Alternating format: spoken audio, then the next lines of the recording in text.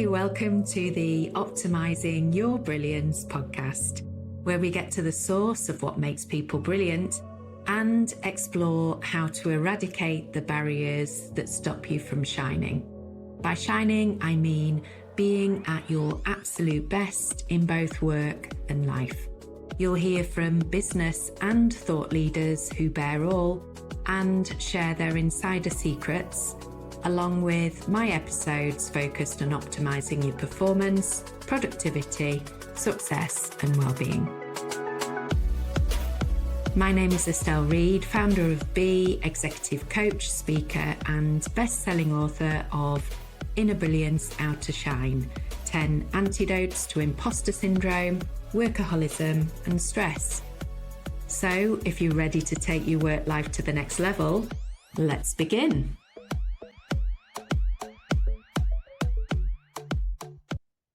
In a study of what people fear the most, walking into a crowded room full of strangers ranked second, with death at third. I felt that mix of nerves when I visited the CIPD Cumbria Branch for the first time. Having been an active member of the Derby and Notts CIPD branch, but relocated up north, I realised I needed to reconnect with my fellow HR folk, a place to belong professionally. But any nerves evaporated when Philippa Hardy and a team greeted me earlier this year. The welcome was warmer than I could have imagined. Philippa is a volunteer and chairs the CIPD Cumbria Branch. But her social media caught my eye as well. To me, she's a living superhero, though she'd never claimed the title. Humble about her achievements, she pushes her own boundaries, constantly expanding her comfort zone, even when her heart beats fast. She volunteers as a triathlon coach, and by day she's in HR advice, policy and change management for Cumberland Council. What I love most is her passion and her support for others. And if you've been putting off a thing, either in your personal or professional life, and you're unsure how to start or feel apprehensive, this conversation with Philippa will inspire you to take action. I hope you enjoy. Welcome, everybody. I have got a very interesting person here with me today. If I said to you when I looked at their LinkedIn profile, they said, I don't know about you, but it's usually those moments on the mountains where my best ideas unfold. And if I looked at their Facebook profile, the first picture was of Sharp Edge on Blencathra. This is a grade 1 difficult mountain which requires hands-on climbing and sure-footedness. And then picture 2 was of this person on Lake Coniston doing a mammoth swim, raising money for Breast Cancer UK. Which county do you think we're in, folks? This person also happens to be the chair of the CIPD Cumbria Branch. And I was just saying, what a friendly group of people you are, having relocated from Nottinghamshire and Derbyshire branch and having been a fully fledged member there for donkey's years and also being self-employed. It's really important that we belong somewhere. And for me, I get that belonging from my CIPD membership. So it's been interesting, actually, relocating, I was saying, trying to settle in and make those new connections. And for the very first time, somebody sat next to me and said, I know your face. And that was just like a bit of a moment. So slowly rebuilding those connections, but such a warm welcome from your branch. So welcome, Philippa. How are you? Thank you. It's really strange, isn't it, hearing all those things about yourself? Yeah, I know. It's interesting how we perceive ourselves, isn't it? Absolutely. And my impression was, wow, this lady is a force to be reckoned with, and it must take real courage to do all of those things. We've only literally just started doing Wainwrights. Okay. And judging by what you're going to be doing for your holiday in a few weeks' time as well, you're obviously a really experienced climber. So my first question is always tell me what your origin story is. And I'm also wondering what are the connections with climbing and all of that. Wow, okay. I'm just an ordinary person.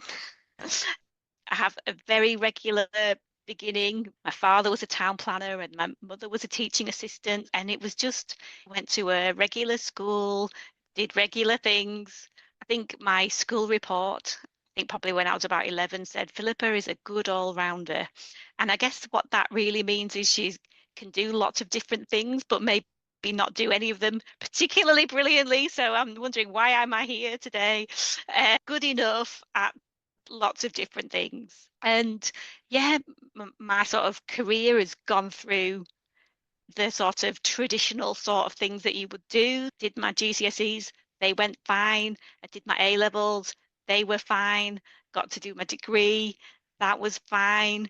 And then you get into the workplace. And I suppose one of the things that I have done throughout the whole of my career is educate myself. And I know listening to others, people have maybe had different routes through sort of experience and challenge and things like that. For me, I suppose I've been really lucky that in those roles that I've had after graduating, the organisations have invested in my development. So I was able to go and do my PGCE, Diploma in Human Resource Management, I think it was then, after finishing my degree.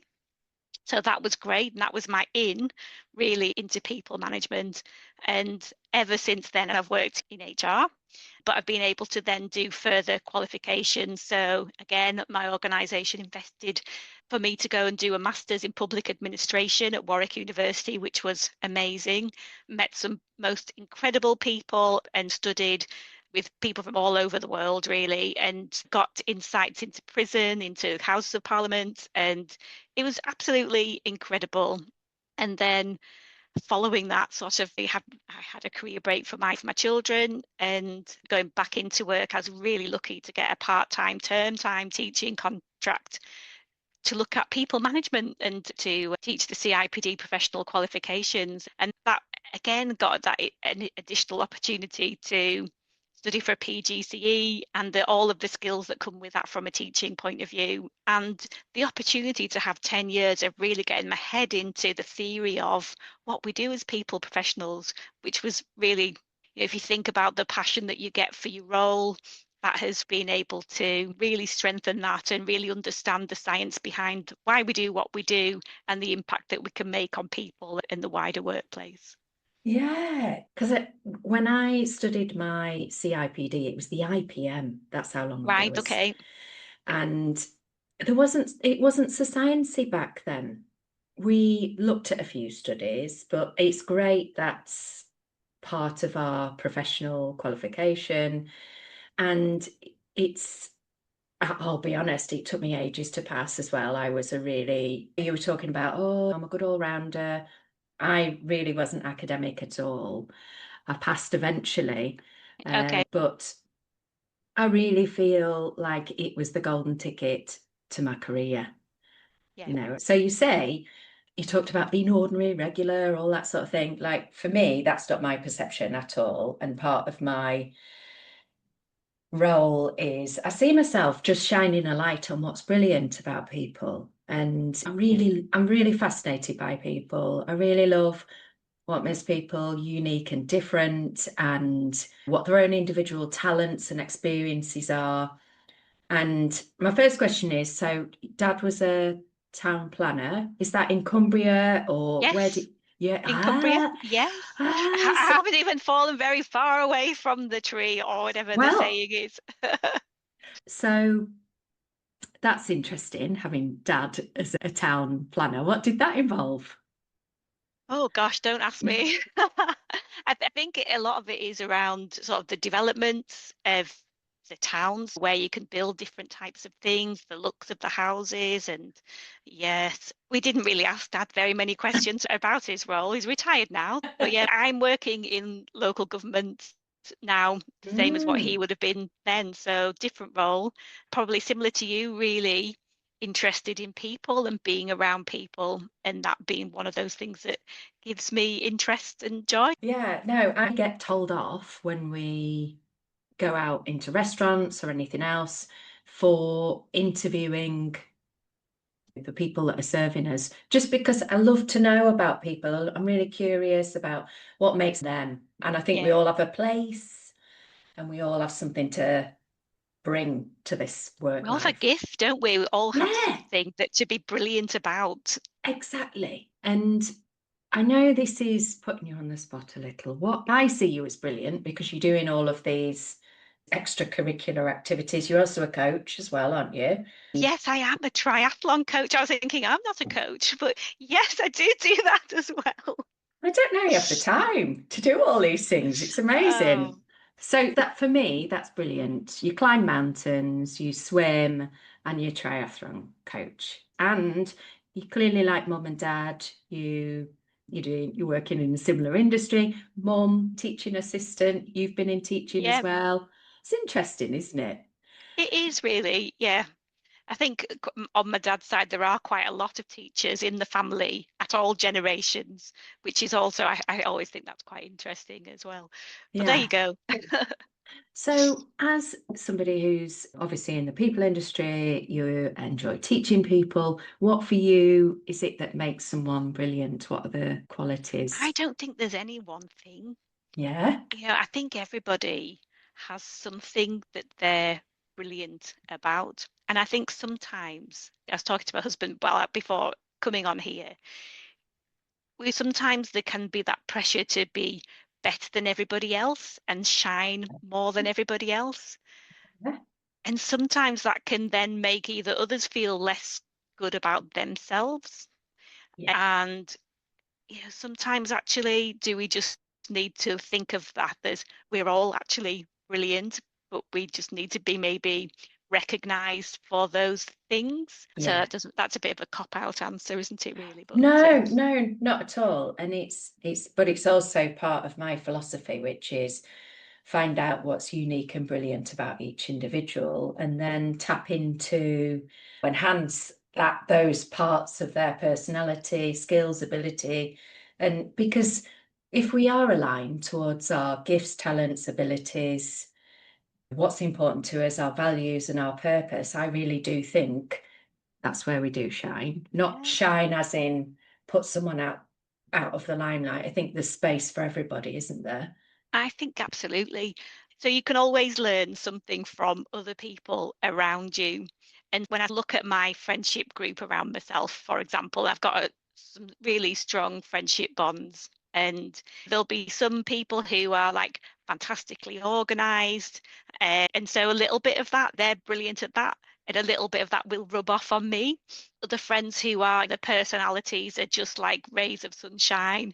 And so you'll try and pick up some of that. And I guess yeah, recognizing that brilliance in others and trying to be energized and inspired by that. Yeah. Yeah. And it is interesting. They talk about we become like the people we surround ourselves with. So tell me about what drove you to go and teach with the CIPD. That was an opportunity, really. So I had been working as a head of HR prior to having my first child. Long story short, it took a career break. It was the right thing for me then. But you can't stay on a career break forever, can you? There comes a point where you need to start to look to get back into work. And it was really interesting because it was a lot harder to do than what I thought it would be. I thought, oh, it'd be Mm. fine. I think I'd had 4 years out of practice. Thought I'd be fine. Finished off my masters while I was on maternity leave, so that was really good. So I still had some quite current education and at a high level as well. But it was quite tricky to get back into the HR or just back into that professional space after that break. And this role was one of the ones that I'd applied to. Literally, I think I got the call for the interview on the way back from holiday, and I think I pretty much had the interview the next day. So it was very quick turnaround. But they were able to offer me 2 days a week, term time only, which was absolutely perfect 'cause my daughter was just going into school at that point. You couldn't really have asked for anything better from a work-life balance at that point. And yeah, and I think I got into that space. It was challenging moving into teaching when you haven't been in teaching before. But what they say, what doesn't kill you makes you stronger. And worked with some absolutely incredible people over that 10 years and making those connections. But what was really interesting, actually, when I think about it, as I was going back to work or looking for roles, one of the first thing I did was I went to the CIPD Cumbria branch. I went to the employment law update, which was in May.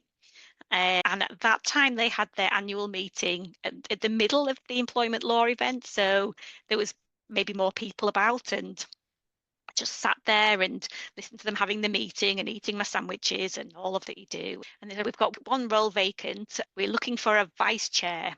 Who could we get? Is anybody out there who could be the vice chair? And I sat there thinking, my heart's going, can I speak? Can I speak?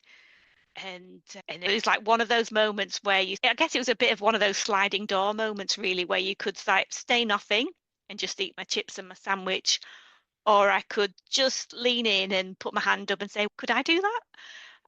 It really helped that I knew the then chair of the CIPD. So it wasn't like completely scary coming to be with people who I didn't know who they are, but I didn't know really. I think maybe there might have been one other person who I may have come across through the work, but it was a big thing to push myself in. And I think that was the start. I did that, and then after that came the role.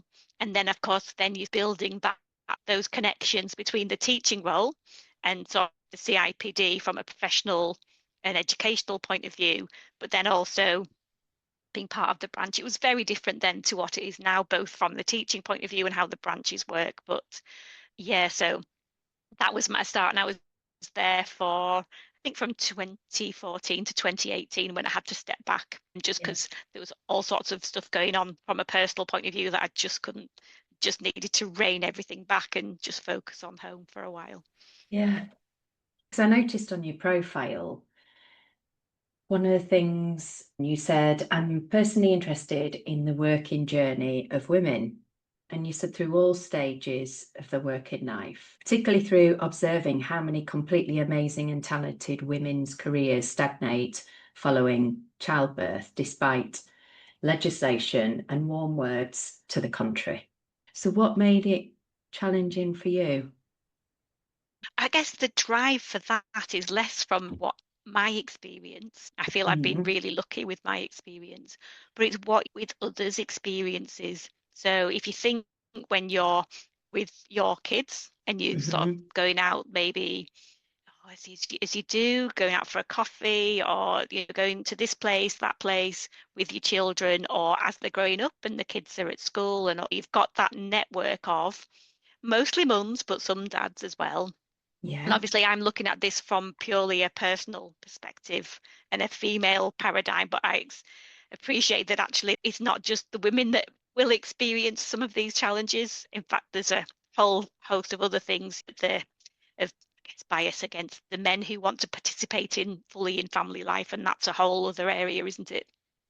But what I did see then is some brilliant women, really talented, who maybe were not able to get that opportunity at work or that promotion at work, or actually just pushed out of work completely. And seeing those challenges and just seeing actually how many amazing women there were out there. Secretly, I left to have a baby and set up my own business, which is crackers, isn't it? It's absolutely crackers. I just thought this is gonna, at some unconscious level, I thought this is gonna damage my career. So the easiest thing is to have a baby once I've set up my business, which is crackers, isn't it? Yeah. I guess just going back to I guess your earlier point about that whole life cycle of women as well.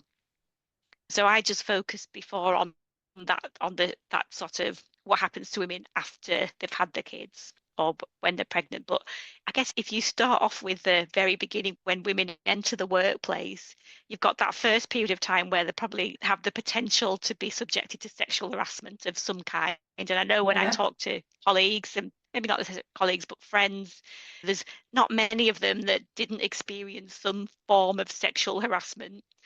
in the workplace, in those, certainly in those younger, and then you go into the sort of the childbearing ages and the sort of the potential for they're going to have a baby or whatever, and all of the stuff that comes with that.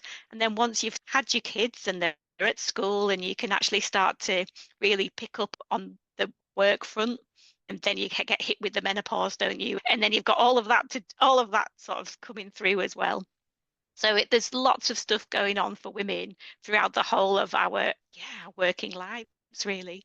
Aren't we amazing? And I haven't even registered the menstruation that women go through every month and how that impacts on people in the workplace. But maybe that's for another podcast.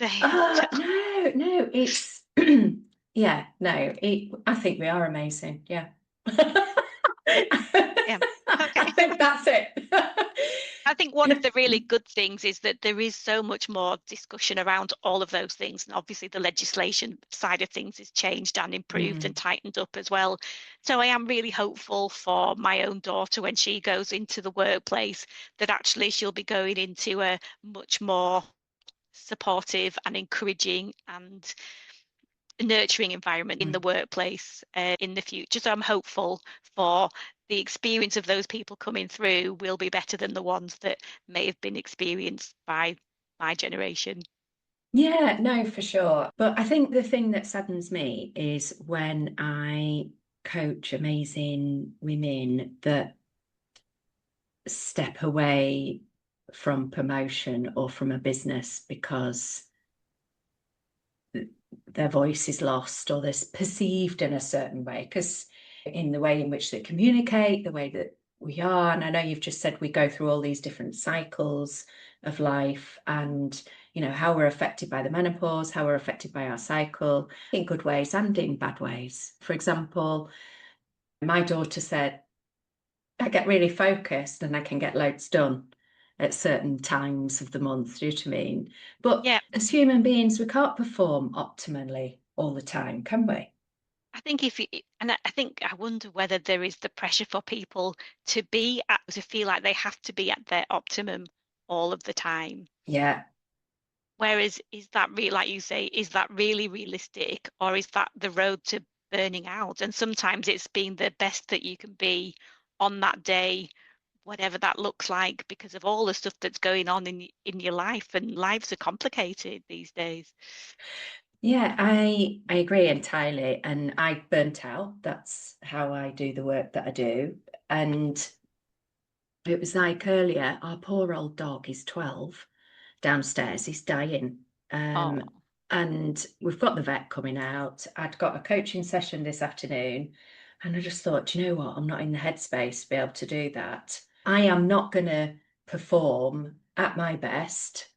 I feel wrong being paid for that service, and we can't always be at our best, can we?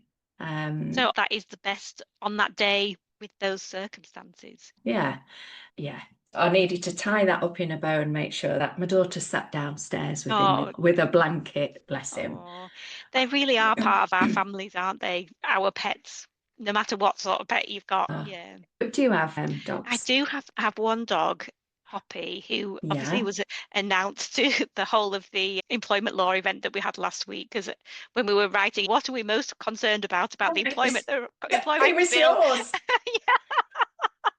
And I think it was that I have this habit where I need to write, if I'm listening, I need to write it down because that helps me just process things. And I just written on the top of my post-it note, they must have said talk about your pets because it was the legally blonde theme, wasn't it? With the dog in the bag sort of thing. And so I was thinking dog in the bag, and that's why Poppy's name was at the top of that list. And then of course I had to put my hand up in front of all of those people to show what a complete idiot that I was. But hey, I'm okay with that. Ah, but Philippa, you say what a complete idiot. What I have noticed about you is you're really human, and I love that about you. I You, am a very authentic person, yeah, and I think probably 10 years of teaching does that for you. yeah, yeah. And like when you did the introduction as well, and you talk about the fire exits, that just totally broke the. It was brilliant because they can be a bit formal, can't they, sometimes? And I love the way you just brushed it off. Because what did you say? You said there are no fire exits. It was brilliant. But Oh, but you can tell you're a seasoned presenter because you just went, yeah, ha, and moved on. And I thought, yeah, she's really authentic. yeah. So that's definitely me. I am myself. I am authentic, and in that place. And now I remember having reflected as a professional that I really just need to write that down so that I actually do remember to say the right thing, introduce myself, always forgetting to do that in that space, because of course everybody should know who I am, shouldn't they? Of Um, course. Yeah, no. So yeah, so there's always learning to be had. And but yeah, I guess it sometimes when you've fluffed up a little bit like that, it just breaks the ice and takes the pressure away, doesn't it? Oh, And yeah. and even the best of people stumble on their words or it doesn't come out perfectly. And I think that sort of I think levels us all really. Definitely. And when I'm teaching people to present, I am the clumsiest presenter ever. I suspect I have dyspraxia as well, so I don't know what my limbs are doing. Okay. And when I can remember coming out of lockdown, and it was my first big scale event. And do you remember in lockdown, we went really casual, didn't we? All our workwear changed, and we did in the Midlands anyway. I can remember coming out to this event, we weren't wearing masks, and I'm there in my corporate wear with my little kitten heels on. And I felt quite uncomfortable, mic'd up as well, because it had been a good 18 months really since I'd been exposed to an audience. And I was a bit nervous. And I can remember tripping up over a table, stumbling back, and my kitten heel got stuck in the, Oh no. in the grate. But I just laughed it off because that's we're human, aren't we? None of us are perfect. Exactly.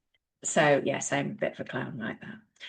But can we talk about what I think makes you brilliant? And I can tell you're a brave lady. That picture of you on Facebook, Is that the sharp edge one? sharp edge I was picture. dead impressed that you got that. Oh, oh my goodness. I've seen a few Instagram memes of people going, on. And so tell me about that experience. Because Okay. The first time I did sharp edge, the first I lit time, so you've done the it a few I think times. I think if I think about it, I think I've probably done it at least three times. The first time I did it, I literally probably had somebody behind me and somebody in front of me, and someone was shoving me up that sort of steep section. And I had no idea what was going on, but it was all a bit, whoa. Hadn't done a lot of hadn't done any climbing then really, hadn't really done very much walking, despite having grown up in the Lake District. Done a few fells, but nothing really. So it was a long walk, and that was the first time. But then after that was when my husband and I weren't married then, but we both got into climbing. Me probably mostly, I don't know how familiar you are with the terminology, but I'd be there at the bottom belaying. He'd be doing the scary hard stuff, and then I would follow up afterwards. And when you've done that a lot, it desensitizes you to the fear so that the next time you do it, it's just a just climbing up there without a rope because it's not really steep compared to some of the stuff that we would have done. Other things that we've done, I don't know if the Cribgoch down in Wales. So that's one of the routes up Snowdon, and that's very exposed ridge on the way up. So that was also something quite scary, but a scramble, exciting. It was fine. But some people were literally fixed to the ridge sort of thing. And we've done some ice, more like ice mountaineering really in the Alps, and we yeah did some years ago climbing in Ecuador as well. So yeah, so that day on the Facebook page, my friend said it was also we both worked part time, but the kids were at school at that point. She said, fancy it was a lovely day. Fancy a walk up Sharp Edge? Oh yeah. And so off we went, and she took the photograph, and it is a really wonderful photograph because it shows the glory of the brightness and the sunshine of the lakes and the sort of stunning landscape of Sharp Edge as well. So that would always be my photo when I'm introducing the students. Here's me, this is me, and can you guess where this is? So Yeah. yeah, I think we all start from a base, don't we? But in the sort of Carol Dweck spirit of growth mindset and all of that sort of thing, we can keep building and building, getting more confident, better, more sure-footed until actually we're doing it and we're not even thinking about it. So as a novice, we've only done 2 Wainwrights. The first one I didn't really enjoy. Which ones did you do? Where have you been? We did the Lion and the Lamb. Oh, yes. And we do Kendall Fell most days, and it's about 600 foot. It is quite steep, as in it gets your breath going. Every time we do it, we get breathless. So first of all, I didn't realise I was so unfit. So there was lots of stop-offs. And also there were moments where I was like, oh, we are really quite high up. And I really had that mental inner battle. So even driving, I was a bit apprehensive. And so I'm interested in what your strategy is for being okay with this stuff. And then we got to the top and the lion bit. You have to do a tiny bit of rock climbing, don't you? Oh To God, I get can't up remember. to the It's years top. since I've done that one. I took the kids up when they were small, but yeah, I'll take your word for it. I just have visions of my daughter running from the down that grassy bank down to the bottom. She's probably about 4 years old, and we just couldn't keep up with her. She's just absolutely Wow. bombing down. Yeah, but I can't remember very much about the top. That says it all. 4-year-old went to the top, bombed down. That's brilliant.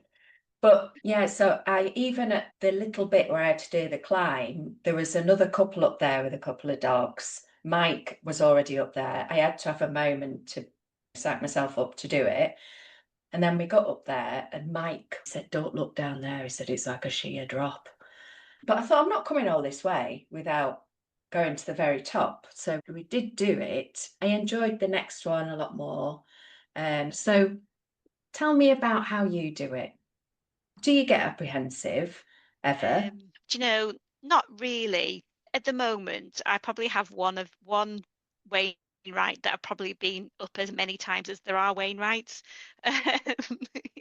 I'm exaggerating, but it's the local one, and if I could do it in just over an hour, it's a lovely walk, and I know that I can have a lovely walk, a bit of a workout, and know how long it's going to take me, and know what to expect, and that's lovely. Which I one is think. it?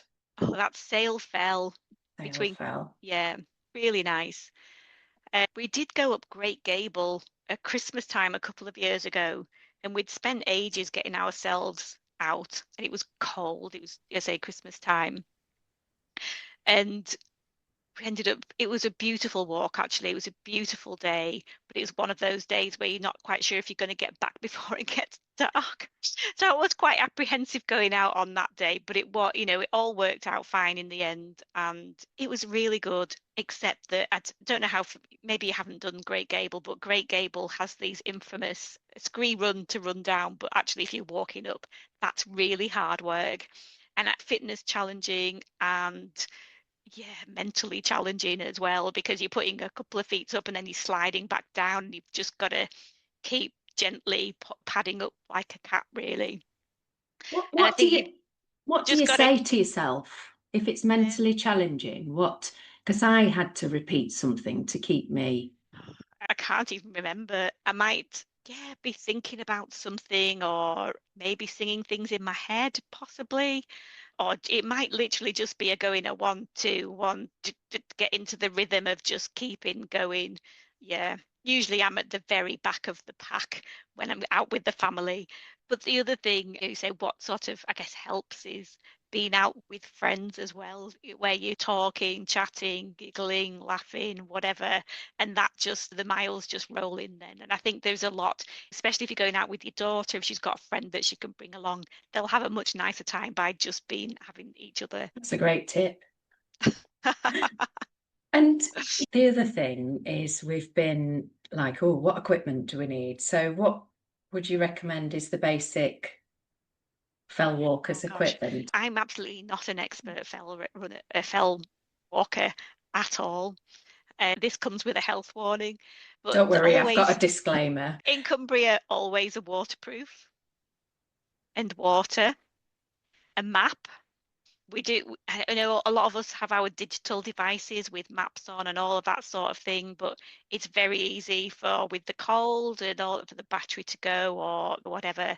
So I always do like to have a map. I suppose if you go in the high mountains, you should probably have a compass and know how to use it. Nothing worse than being in the low cloud and not quite sure where you're going to go next, or going down to Wasdale instead of Keswick, which happens for people. I'll always, if there's somebody who I can see who's going there, I'll always make sure you go off the right way and you don't end up in such a, so probably really patronizing for them because they're obviously probably very competent, but I always think it's better to say it than not say it and it happens. So anyway. Yeah, so what have I got? A waterproof, a map, Water, map, water, digital map, compass, know how to use it. know how to use it. I would normally have one of those silver foil blankets tucked in the bottom of mine. And then depending on what the weather's, if it's winter, summer, sunscreen, extra layers, snack. Again, depends how long you're going on a walk. If I was going up a short walk, then I probably would just have my coat, have a waterproof, and that probably might be it actually. But if you're going on a longer walk, you need to have some sort of energy, food, snacks, etc. And if you're going with kids, then you definitely need to have some goodies in there as well. Incentives, we call Yeah. it. That's good. I was mentally ticking off those things. I love the fact you said compass and know how to use it. And I thought, oh yeah, do know how to use the compass.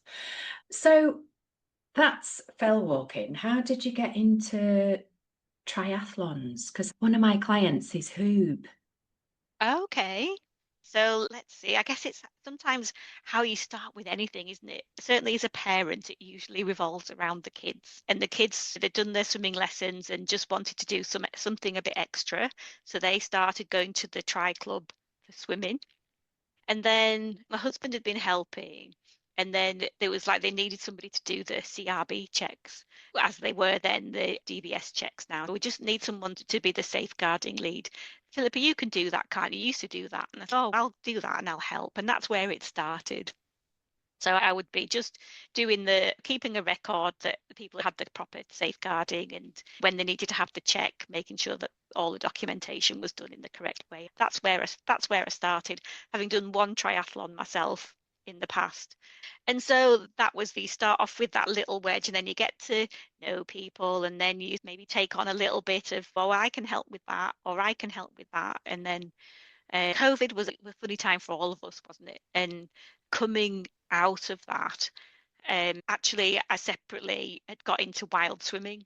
So I think probably 2021, I'd been given money for a wetsuit. So I bought myself a wetsuit. I had to wait until the sort of springtime before they all came into stock. And then I joined a group and went wild swimming. And so I was swimming maybe 2, 3 times a week with that group, which was amazing women, amazing people in that place. Oh, I'm really enjoying the swimming. And so as a committee, me do my safeguarding stuff, oh, we could just do with some coaches. And I thought, oh, I could do that because I do the swimming. And that's where that started. I thought I can help with the swimming. So I did my level 1 training, and it was on an evening. So I had to have the support from my employer, and I was doing a lot of teachings, but my line manager was like, yeah, do it, we'll work around it. And there was not too many evening sessions that I had to do, and so I went through that qualification. So basically you attend the theory, then you do the practical, and it's really scary because you've been watched and observed and things like that. But actually I think because I had that teaching experience, that really helped in terms of interacting and managing the sessions and asking people questions and getting engagement and all of that sort of thing. So I really enjoyed it. So that's where the coaching came in. And now I help with the running, sometimes help with the biking, but that sometimes is just standing around chatting. But the kids are amazing, and I've just been doing what's called the group training and group coaching this year, which is like like what they used to call level 2, which means that you can go and do it on your own, with not on your own because obviously you need to have somebody else there with safeguarding, but you can coach greater number of kids and looking at things over the long term. So I've been reading all about the sports science and all of that sort of thing. And then I've entered myself into the Lakesman half next year. What's that? That's That's half an Ironman. So it's a 1.2 mile swim and a 90-kilometer cycle and then a half marathon. So if it doesn't kill me, it'll make me stronger. You are incredible. I don't know, I haven't done it yet. You can pay the money, can't you, and sign up for it, but it's something that again inspired by a friend. She was thinking about doing it but she wasn't really sure, and then I've again watched others do it in the past and thinking, oh, I don't think I could do that. And I thought, do you know what? I'm just gonna just go for it. And I know I can do the swim, as you mentioned in the intro. I've done a long swim, done many swims, and I know I can do the distance and know I can do it in the time. So that's one thing that I've done, but I've still got the cycle and I've still got the run. I've only done a half marathon once, and that was really hard. But I feel that if I can do the bike, if I can stay on the bike and get through the time cut-offs, and there's lots of scope to improve that, and even if I have to walk around that 13 point whatever miles, I can do it. So watch this Where space. will that be held? It goes from Keswick, and yeah, so it's scary. It is scary when I'm come back from work and I just want to sit and watch Netflix or whatever. There's a real sort of visualization of me crawling on my hands and knees in that half marathon in June that no, Philippa, you can go out and do a run, or you can get out on your bike if it's still light, and or get on the turbo trainer and do like however many minutes you can actually manage. It keeps you focused.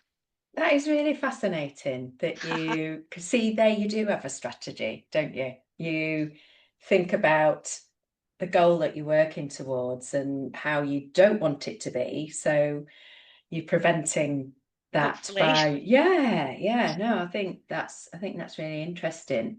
And can I ask you also the wild water swimming? My daughter makes fun of me because she says, I'm Philippa Hardy and I like wild swimming. I think when we were on holiday, we had to introduce ourselves. We had a group part of the holiday where we're with strangers we went on like a kayaking trip, and we had to introduce ourselves. And so they all laughed at me. I'm Philippa and I like wild swimming. And I said, I do. And we did loads actually on that particular holiday. And I think, again, it's one of those things that if you haven't done it, it can be quite daunting. Bit by bit, you push those limits. And the next thing you know, you're swimming across the deep water and not worrying about it too much, or you're swimming 4 kilometers or whatever. And yeah, brilliant. First of all, how do you train to be able to get to that level? Because I remember we were paddleboarding round Grasmere and I watched, what do you call yourselves? Wild swimmers. I watched the wild swimmers do the same thing and I was like, wow, this is incredible. How are they doing that? So how do you get to that kind of level and what does it involve? I suppose it does depend on your starting point. You've got to think some people, breaststroke swimmers, other people maybe who've had a swim club upbringing, have maybe that more confidence just generally with like front crawl and things like that. So yeah, I guess wherever you start from, you build from there. Obviously, it has its own kit. So when I first started, I had a really lovely wetsuit, and that was nice and kept the cold out. Whereas now, when I go in, it is probably less with my wetsuit and more with just my swimsuit. And I've got all the kit, those sort of bright blow up bags that you tie to you, so that if you do have a panic attack, you can keep yourself grounded and recover and all of that sort of thing. But yeah, I think often it's you with a buddy, with a friend, or with a group of friends. I think personally, I've had quite a lot of friends who either already did it, or again, a bit like when I said about the CIPD, there was a group of people who had saw posts on Facebook, and I knew one of them, and so I reached out to her and said, "Oh, could I come along with you?" Because I didn't want to do it on my own, and just again that sort of warm, friendly, embracing people that, yeah, come with us. The more the merrier. And then we'd all be there swimming, sort of 4, 5, 6 of us, depending on we'd just go and do whatever felt comfortable for us. Some people would swim in the shallows a bit, others would go a bit further out, some in swimsuits, some in wetsuits. But yeah, you start and then you build where you want to go next from there. What do you get out of it? What do you like about it? It's a good question. Sometimes it's the peace. If you get up really early and see the sun come up and the lake's just still like a mill pond and it's just absolutely glorious to see. Then there's the sort of the feeling really empowered that you can get through that cold and go in. And then there's the friendship side of things. We're there with a friend and we're taking it all in and having a chat about this and about that. And that's really lovely. And yeah, it does make you feel brilliant that you've been there and done that. But then sometimes it might be really wild and we'll be in there and fighting through, but we've gone in and we've gone out because we know that afterwards we'll feel really good for doing it. Yeah, I think it's no wonder you're always smiling, because you always seem like a really happy person. And I know we're not all happy all the time, but that's my perception of you. And so you get peace, the sun comes up. We're so blessed, aren't we, living in this Oh my God, area? it's gorgeous. Yeah, we really are. And you're making me want to do it. It's been fantastic interviewing you. You are a really brave lady. I was saying to another lady the other day, I said, I love brave women. And I love people that are continually growing, developing, pushing those comfort zones. And on several occasions, you've said, I could do that. And also, oh, it's scary, but it's not stopped you from doing anything, has it? No, it And hasn't. But I think in all of those, there's probably been an anchor point that just helps you just to get over the line. right. There's always, and I guess it goes back to the beginning, really, when I was saying taking that inspiration from other people and what from others and taking that on in yourself in whatever way you can for you and being inspired by those people around, which is probably why I really enjoy being around people and working with people because you've got all of that all about, haven't you? Yeah. Yeah, I love that. That is such a great tip. So having an anchor point. Yeah, no, that's really great. Thank you so much for coming on. I don't know, is there anything else you want to ask? It's been all mountains and swimming and all sorts. It's been fabulous. It's been a little piece of Cumbria. That's what I felt. But I say a little piece, I'm not diminishing it. It's been a fabulous piece of Cumbria. Really getting, because I feel like I'm still edging my way in to the area. We were saying it is funny how your environment shapes your behaviour, isn't it? And we wouldn't consider ourselves to be outdoorsy. We had a little cronky old boat on Lake Windermere for about 6 years. That was our introduction to the area. But we never went fell walking, never did any of that. And we are, as I say, edging our way in. And when friends come to stay, we'll say, do you want to go paddle walking? Do you want to go for a fell walk? And they're all a bit like, And I think I wouldn't want to say that I'm like brilliant or expert at any of these things. There's always someone else who's much better at it than you. But I think if you're enjoying the ride, then I think that's what life's about, isn't it? it is. But what I would say you are brilliant at is being scared and doing it anyway. Okay, I'll take that. And you're absolutely right. There's always someone ahead, there's always someone behind, but we just have to be in our own lane, don't we? Yeah, and that's okay, isn't it? Of course it That's is. okay. Yeah, no, I've really enjoyed our chat. Thank you. And it's been Thank great you. to get to know you. So thank you Yeah, for coming on. same. You're welcome.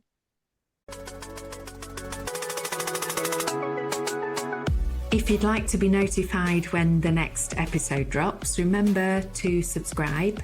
If you found this episode helpful, please share it with someone who might benefit. Finally, if any of these topics have sparked your interest and you'd like to work with me, you can apply for a free discovery call at estelleread.com. Let's see if we're a good fit. You'll also find plenty of free resources there. I'm Estelle Read, executive coach, speaker and best-selling author, and this has been the Optimizing Your Brilliance podcast. Thanks for listening. This podcast is for informational purposes only and should not be considered professional advice. Please consult with a qualified professional for any specific advice related to your situation.